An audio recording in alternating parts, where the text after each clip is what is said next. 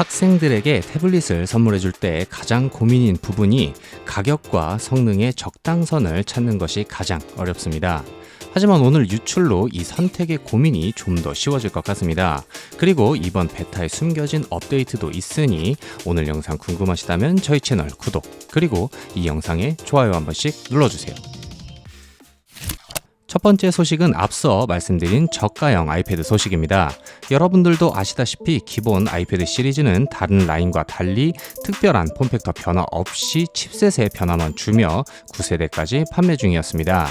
어제 디스플레이 전문가인 로스영에 따르면 아이패드 10세대는 기존 디스플레이보다 약간 더 커진 10.5 디스플레이를 적용할 것이 예상되며 충전 포트 또한 라이트닝 커넥터에서 USB-C 타입으로 변화가 있을 것이라고 예상하고 있습니다.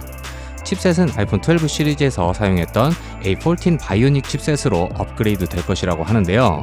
그 외에 5G 네트워크까지 사용 가능하다고 합니다. 이로써 모든 아이패드는 C 타입 커넥터를 장착하게 되고 저가형 치고는 우수한 성능을 자랑할 것 같은데요. 물론 아직까지 디자인 변화에 대한 언급은 없으나 포트의 변화만으로도 학생들이 교육용으로 사용하기에 한층 더 유용해질 것 같네요. 두 번째 소식도 아이패드 관련 소식인데요. 이번 아이패드 OS에서 발표된 스테이지 매니저는 많은 창을 동시에 열어 작업할 수가 있고 이 업데이트를 통해 아이패드가 보다 더 전문적으로 더 컴퓨터와 가깝게 되었습니다.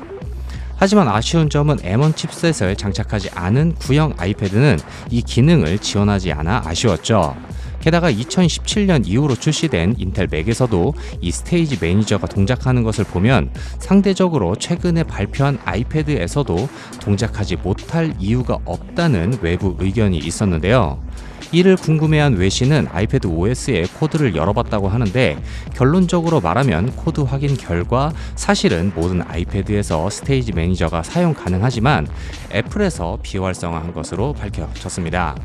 애플 측에서도 이 기능을 모든 아이패드에서 사용 가능하게 설계했지만 본인들이 생각한 것처럼 부드럽게 동작이 불가능하다고 판단, 이 기능을 닫아두었다고 하네요. 아직까지 최적화와 테스트를 진행하고는 있지만 마지막에 기능이 추가될지는 아직 미지수입니다. 세 번째 소식입니다. 저번 소식 때 아이패드 프로가 총 3가지로 출시되며 새로이 추가되는 14인치 아이패드 프로가 추가되고 내년 초 출시 예정이라는 소식을 남겼는데요. 그 뒤로 블룸버그의 마크 거먼은 이 의견에 반대하며 현재 2가지 사이즈로 올해 말 출시 예정일 것이라고 말했습니다. 하지만 어제 로스영이 새로운 14인치 아이패드는 120Hz, 즉 프로모션을 지원하지 않는 것이 확인됐으며 이 기능이 빠진 만큼 프로 시리즈에서는 빠질 것으로 예상된다고 합니다. 제일 큰 모델이 프로 시리즈가 아니라는 것이 좀 이상하지만 내년부터 아이패드 시리즈가 더 다양화될 것이 예상되는 만큼 기대해도 좋을 제품 중 하나가 될 텐데요. 이에 로스영은 이 14인치 아이패드가 내년 1분기에 출시할 것이라는 예상까지 남겼습니다.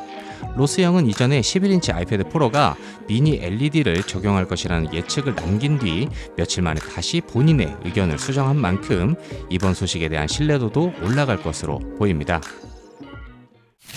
마지막 소식입니다. 여러분들 혹시 라이더 센서가 장착된 기기로 3D 평면도를 제작해 보신 경험이 있나요?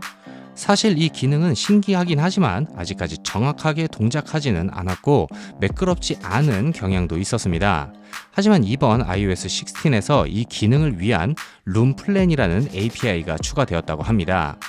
유출가들이 혼합 현실에 관한 업로드가 이번 개발자 회의에서 분명히 발표될 것이라는 예측을 했지만 발표되지 않은 와중에 슬쩍 새롭게 추가된 것입니다. 물론 API이기 때문에 직접 사용할 수 있는 기능은 아니지만 관련 앱을 제작하는 제작사들이 이 API를 통해 업데이트할 수 있습니다. 외신에서 이 기능을 샘플 코드로 사용해 본 결과 보다 더 정확하고 더 빠르게 동작한다고 하네요.